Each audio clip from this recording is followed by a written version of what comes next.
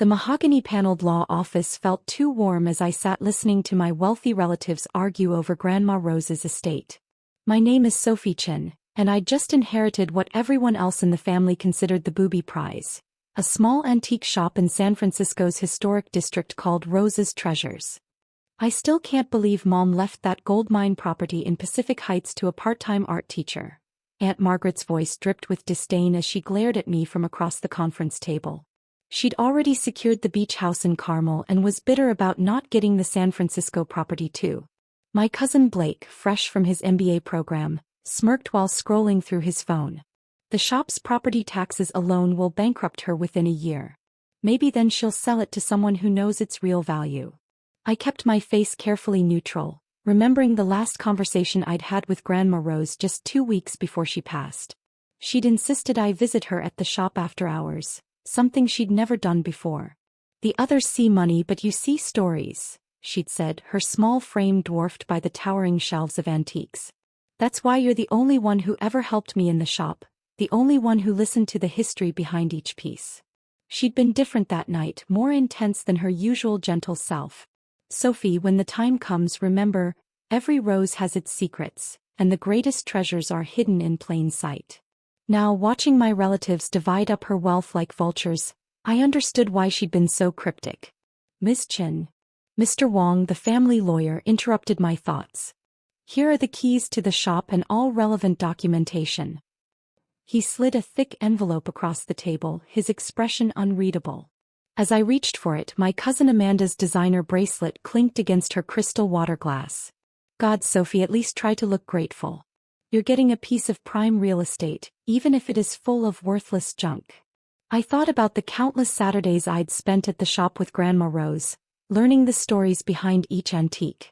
The Ming vase that had survived a revolution. The Victorian music box that still played perfectly after 150 years. The Art Deco cigarette case that had belonged to a 1920s film star. To them it was all just worthless junk. "Thank you," I said quietly, gathering my things. "I am grateful." "Oh wait." Blake called out as I reached the door. "When you're ready to sell and you will be, give me a call. I know some developers who'd love to tear down that eyesore and build something useful." I left without responding, but their laughter followed me down the hallway. Outside, San Francisco's familiar fog was rolling in, softening the edges of the city. I took a cab to the shop, watching the familiar streets pass by.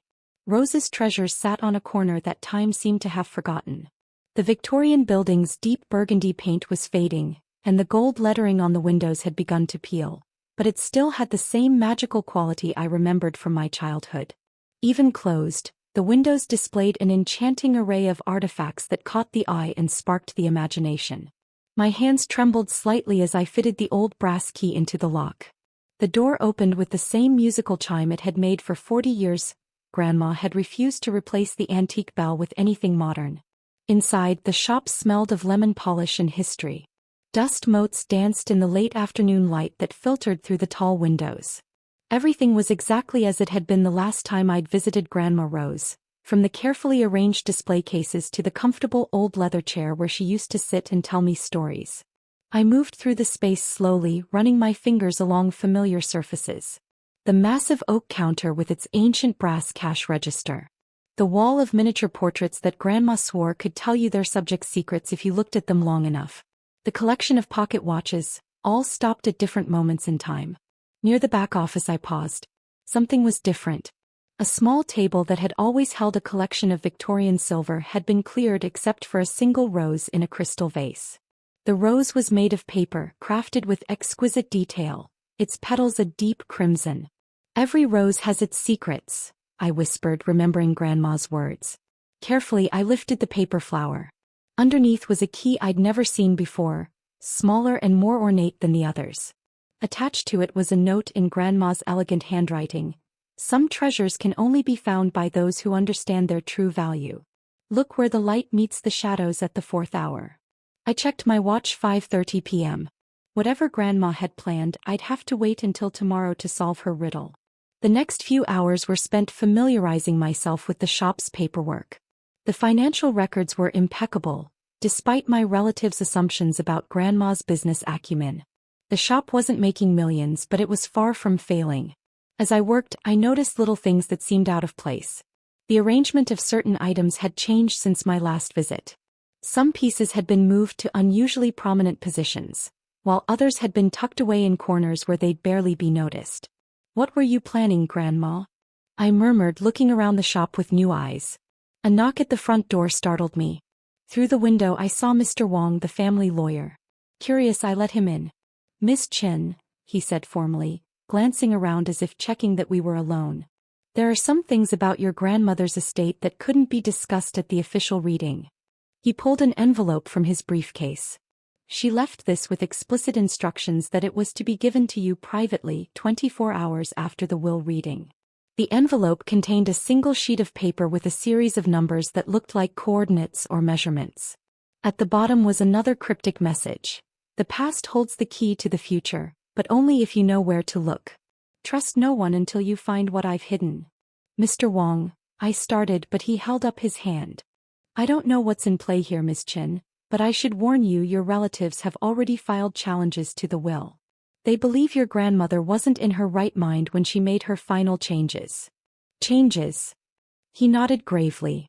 "She updated her will just 3 weeks before she passed, specifically to ensure you got the shop. Whatever she left for you to find, I suggest you find it quickly."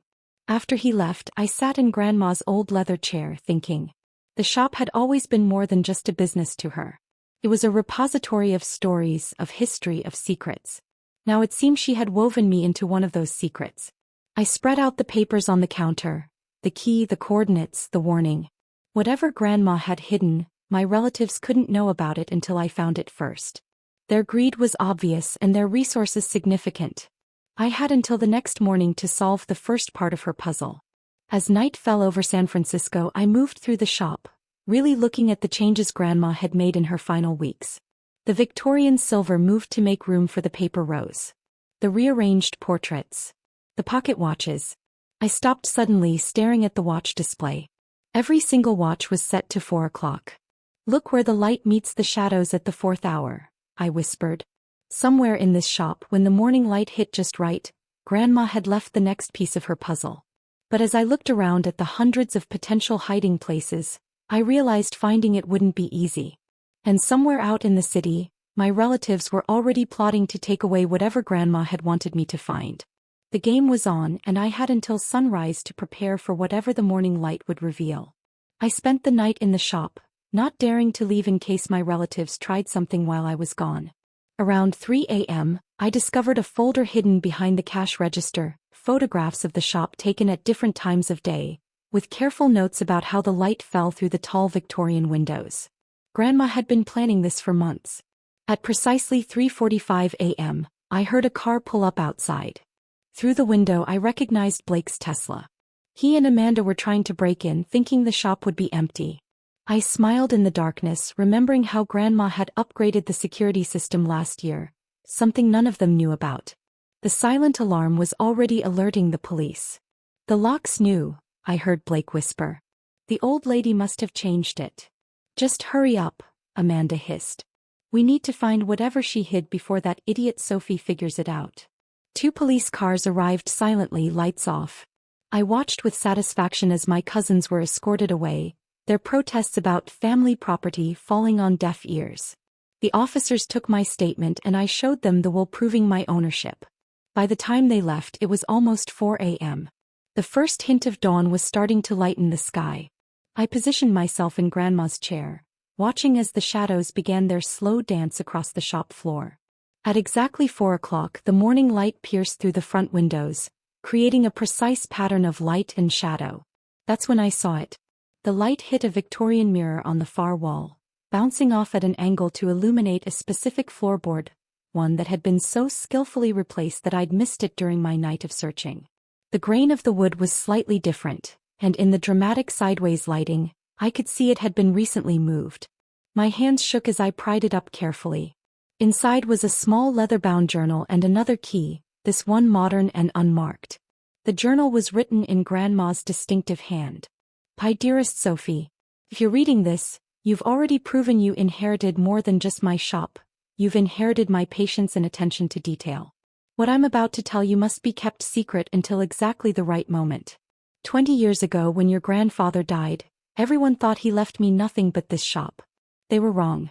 Over the years he and I built something extraordinary, but we knew our family's greed would destroy it if they ever discovered the truth. The coordinates I left you aren't for a location, they're the combination to a hidden safe. But the safe isn't in the shop. It's in the last place they'd look. A loud banging on the shop's door interrupted my reading. Aunt Margaret's voice carried through the glass. "Sophie, open up right now. We know Blake and Amanda saw you finding something." I quickly took a photo of the coordinates and slipped the journal into my bag.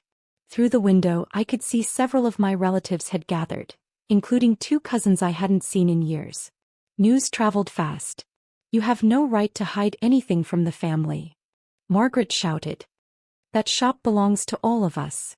I walked calmly to the door but didn't open it. "Actually, Aunt Margaret, I have documentation proving attempted breaking and entering by Blake and Amanda last night. Would you like me to call the police again?" She stepped back flustered. "You wouldn't dare cause a scene." "Try me." I spent the next hour ignoring their threats while carefully studying the coordinates in the safety of the locked shop. They weren't random numbers. They matched the arrangement of certain antiques in the shop. Each piece was positioned at a specific angle, creating a pattern that only became clear when you mapped them out. Finally I understood. "Oh, Grandma," I whispered. "You brilliant woman. The safe wasn't hidden in the shop at all. It was in the basement of the family's historic church, the one place my money-obsessed relatives never visited anymore. The antiques were arranged to match the coordinates of the church's floor plan." I called Mr. Wong. "The church," I said when he answered. "That's where she hid it, isn't it?" Pause. "Your grandmother said you'd figure it out. Father Chen is expecting you." At the church, my elderly great-uncle, one of the few family members who had never been interested in Grandma's money, was waiting. Without a word he led me to a hidden room beneath the chapel. "Rose knew they'd tear the shop apart looking," he said, unlocking a heavy door. "So she hid everything here where greed would never think to look for treasure." The safe was behind a panel painted with a rose. The coordinates worked perfectly. Inside was a lifetime of secrets. Stock certificates, property deeds, USB drives, and a letter addressed to the entire family. "It's time," Father Chen said gently. "Call them." 2 hours later my relatives sat in the church pews, their earlier arrogance replaced by confused silence as Mr. Wong read Grandma's letter. "To my family. You're here because Sophie solved the puzzle that none of you would have had the patience to unravel. You were too busy looking for quick wealth to see the true treasure I built. This shop isn't just a collection of antiques. For 40 years I've been quietly investing in technology companies, real estate and art. Each worthless antique in my shop is actually worth a fortune, properly documented and authenticated. The shop itself sits on land that's worth millions, but its true value is as a historic landmark that can never be developed. I built an empire hiding in plain sight, watching as my own family became too obsessed with money to see the real treasures around them: history, culture, family bonds, and the simple joy of discovering stories in forgotten things. Sophie was the only one who ever understood this. While you mocked her career as a teacher, she was learning the skills needed to preserve both wealth and wisdom. While you saw only dollar signs, she saw the human stories that give objects their true worth. Therefore, here are my final instructions. The shop stays exactly as it is under Sophie's ownership. The properties and investments will be placed in a trust, which Sophie will manage. The antique's true provenance and value will be revealed gradually, through proper channels. But there's a chance for redemption.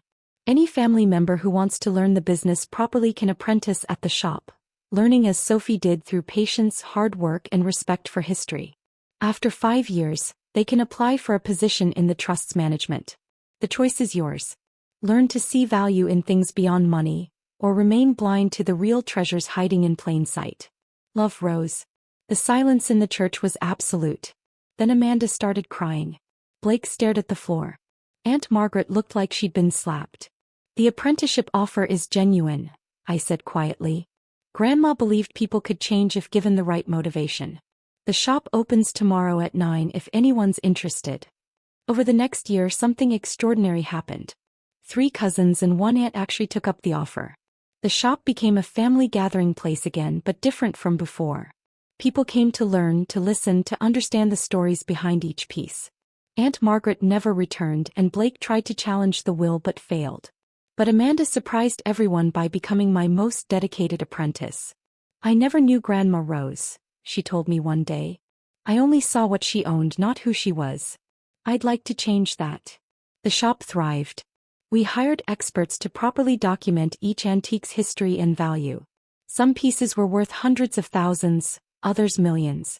But their true worth was in their stories, just as Grandma had taught me.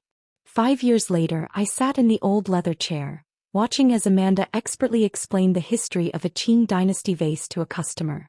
The shop had expanded, taking over 2 adjacent buildings, but we kept the original space exactly as Grandma had left it. That morning I'd found another paper rose on my desk, this one made by Amanda. Inside was a note. "Now I understand what Grandma meant. The real treasure isn't in the things we own, but in learning to see their true value." I smiled, thinking of Grandma Rose and her lifetime of secrets.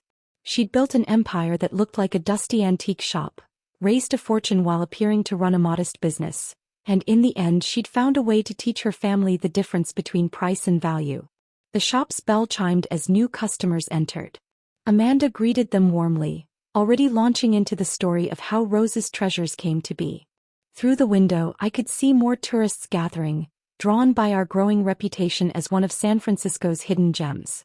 But they didn't know the best story of all, how a grandmother's clever plan had not only preserved her legacy but had begun to heal her family, teaching them that some treasures are worth more than money, and the greatest inheritance is the wisdom to tell the difference. On my desk next to my computer sits the original paper rose that started it all. It's faded now, but still perfect in its craftsmanship. Like all the best treasures, its true value lies not in what it appears to be, but in the story it tells and the lessons it teaches. Every morning I touch it gently before opening the shop, remembering Grandma's words. Every rose has its secrets, and the greatest treasures are hidden in plain sight. She was right, of course. The greatest treasure wasn't the fortune she'd built or the antiques she'd collected. It was the lesson she taught us all, that true wealth lies in the patience to look deeper, the wisdom to see beyond surface value, and the understanding that some things are worth far more than their price tag suggests. And that, perhaps, was her most valuable gift of all.